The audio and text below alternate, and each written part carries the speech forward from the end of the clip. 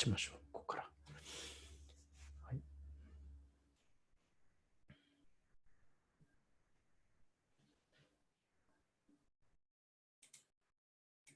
はい。まあ、日足で見て、まあ、明らかに大きなこうレンジになっているところでは、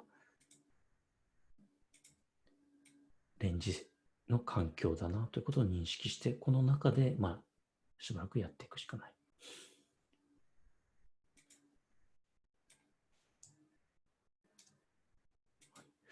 ここ明らかにこうトレンドではないですよね。上昇してもほぼほぼ全部戻ってくる。上昇してもまあ全部戻ってくるという。はい。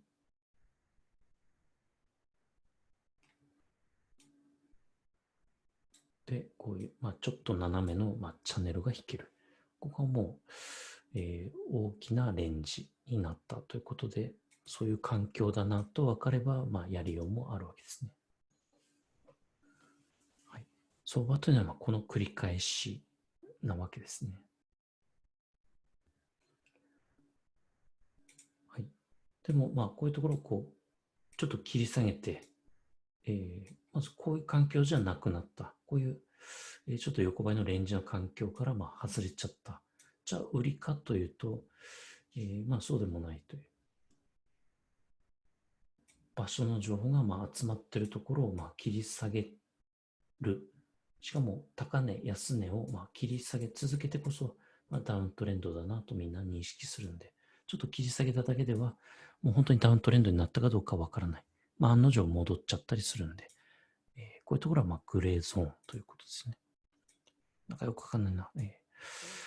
試しに売ってみてもいいけど、まあ、全面的に売っていく状況でもないし、かといって買う状況でもないんで、グレーじゃないですか。はい、グレー。はい、グレーなゾーンもあるよという。で、800MA に当たってビューンと上昇しましたけど、これもアップトレンドになったわけじゃないですね。アップトレンドっていうのは、高値と安値が切り上がらないとアップトレンドが確定しないんで、少なくともここまで来ないと、こう切り上げないとアップトレンドとはまあ考えもしないわけですね。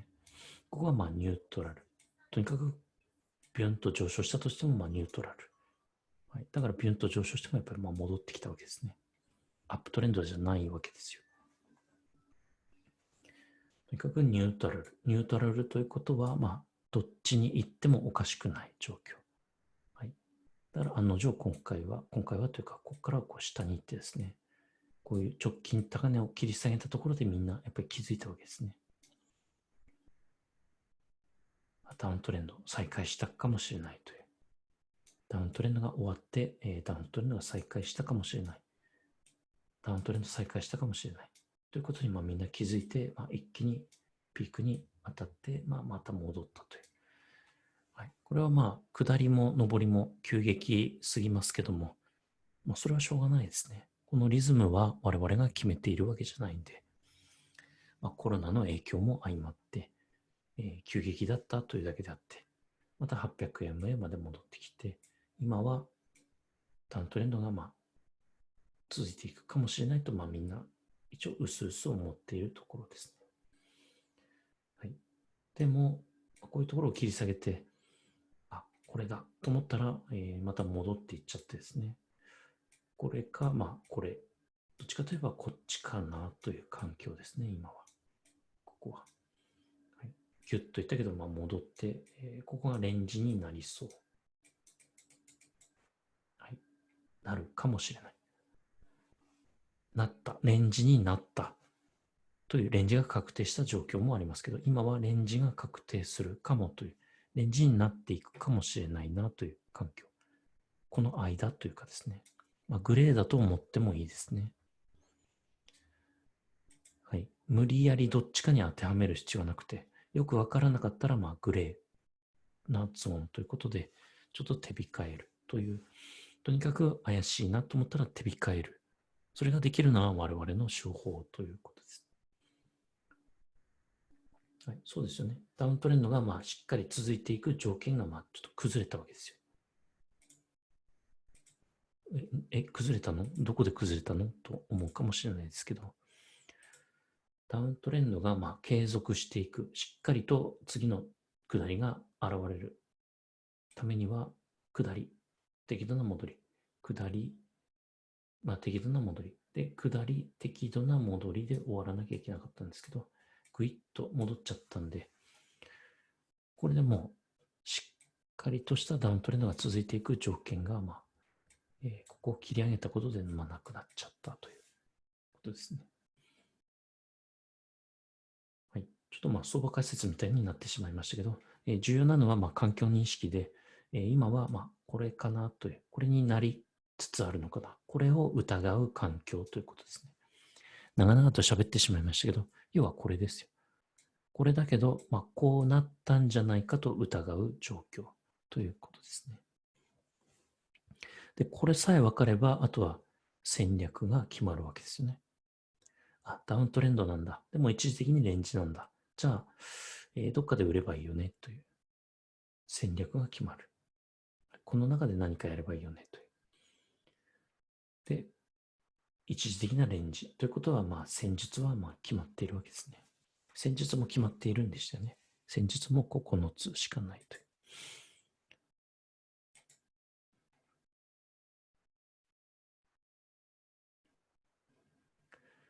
はい。で、桑田さんのご質問で、800円の下にいるけども、高値が切り上がっている。こういう場合は、アップトレンドではないですね。アップトレンドではない。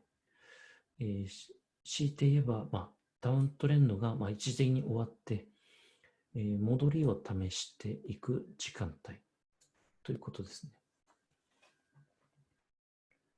はい、まだわかんないです。今、一旦横ばいになったりとか、もう一回高値切り上げていったら、あれ一段一段戻りを試しているのかな、どっかで止まって、ここで下落再開するのかなという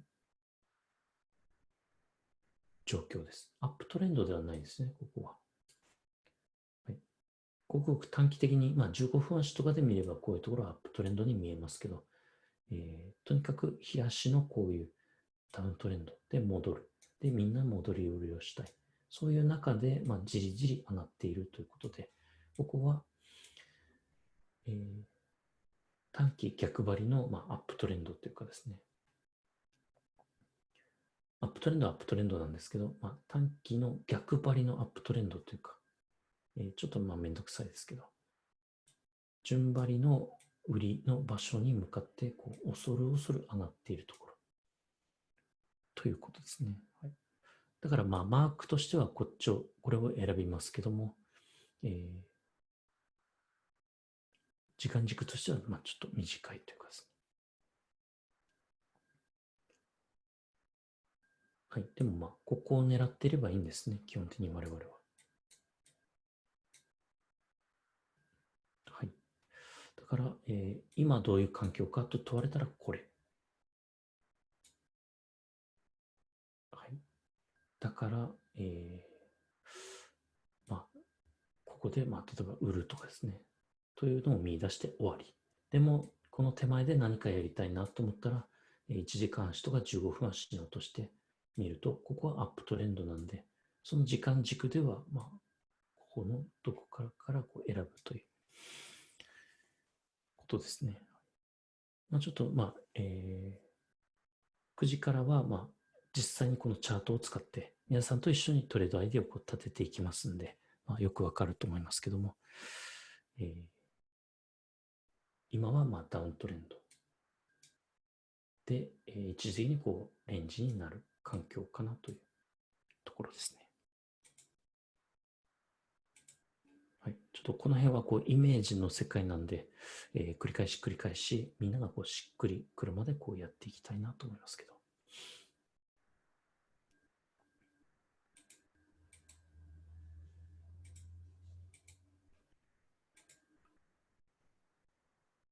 はい、あと別の通貨をちょっと見てみまし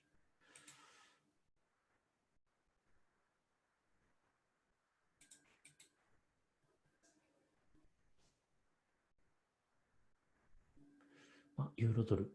先ほどやっていたユーロドルですけど、これはどういう環境ですかということですけど。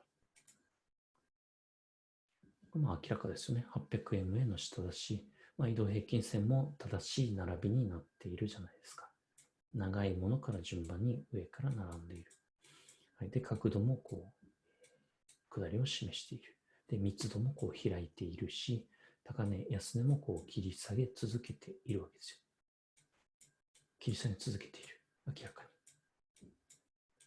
はい、ただこの下落に対しては戻りは結構きついですけど、しっかり下落していくとは限らないですけど、マークとしては先ほどのダウントレンドですね。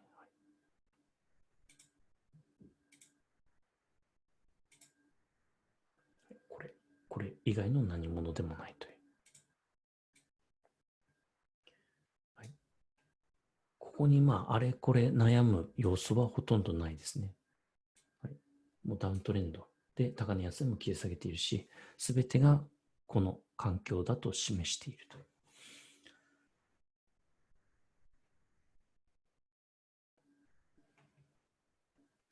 はい、単純なことですけど、この環境を認識することが我々の仕事の8割。これさえできれば戦術も決まるしということで。はい、これさえ決まれば戦術はもうあっという間に決まるじゃないですか。もうこのマークだとなったら、戻り売りをすればいいわけですよね。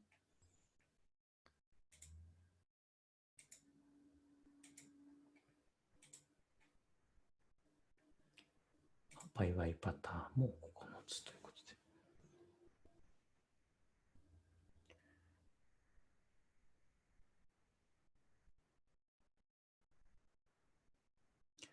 はい。いや、でも、武器が13あるって言ったじゃないか。ここで9つって言ってるけど、13あるんじゃないのと思うかもしれないですけど、ちょっと違いますね。例えば、これを仕掛けた。でも、上に持ってかれて、ここでプラマイゼロで切って、目線を180度一気に変えて、ここで買いを仕掛けていく。こういう戦術も中にはあるので、この9つを理解すれば、戦術を13まで拡張していけるということで、基本的にはこれだけ覚えていればいいんですね。はい。この中には、押し目買いとかですね。これは順張りスイングの押し目買いとか、レンジ戦術とか、ここでブレイクしたら買うとか、直近高値超えてきたら買うとか、これはカウンタートレンドですよね。この中に、順張りとか、カウンタートレンドとか、大方我々がメインで使う武器が全部含まれているんで、本当は無理に13の武器を覚えなくてもいいということでしたね。本当は使ってほしくない。でも今はむちゃくちゃ、特殊な状況なんで、ちょっと使わざるを得ないかなというところではありますけど。本当はこれで十分なんですね。これで十分。もしくはこれの中の組み合わせで、合わせ技でやるという。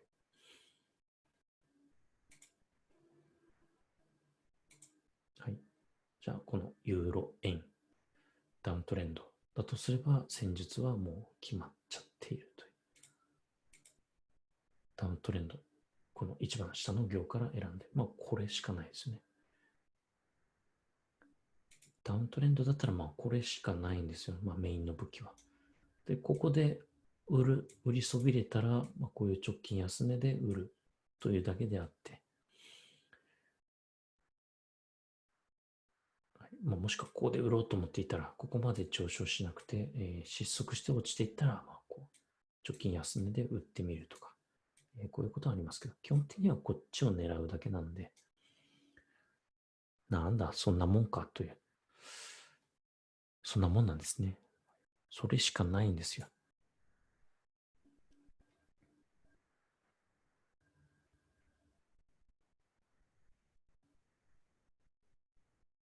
はい、それしかないという。あんまりみんな難しく考えすぎていたりとかですね。あと余計なインジケーターをつけて難しく考えているだけで、これだけなんですね。はい、あ他に何か。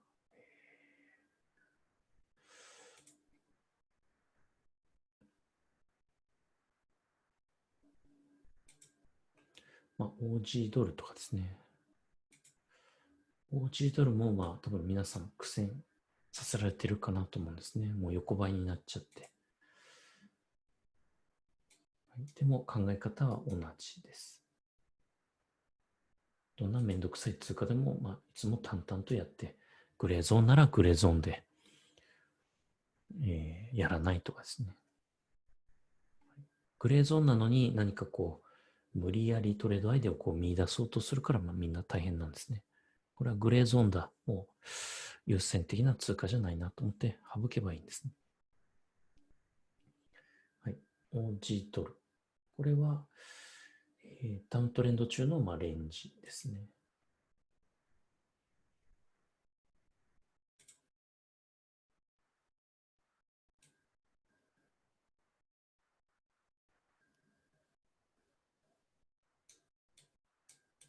はい。マークとしてはこういうマークがありましたね。はい、今こういう状況という。いや、このマークって、こうなってこういうのじゃないのと思うかもしれないですけど、これはダウントレンジ中のレンジだったらこのマークを使います。ここがレンジになってるわけです。だから、レンジ戦術を使うという。はい、レンジ戦術というのは4つあって、その中から選べばいいわけです。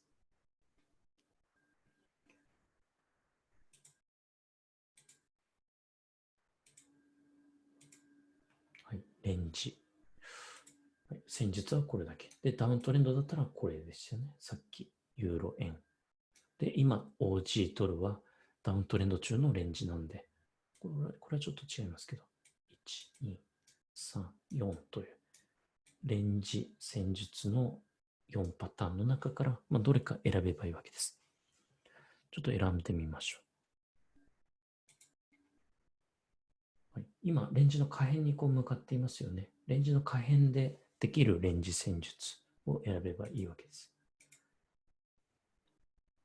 レンジの下辺でできる戦術。これですよね。レンジの下辺で買うか、レンジの下辺をブレイクしたら売るか。これかこれに絞られる。で、もっと絞られます。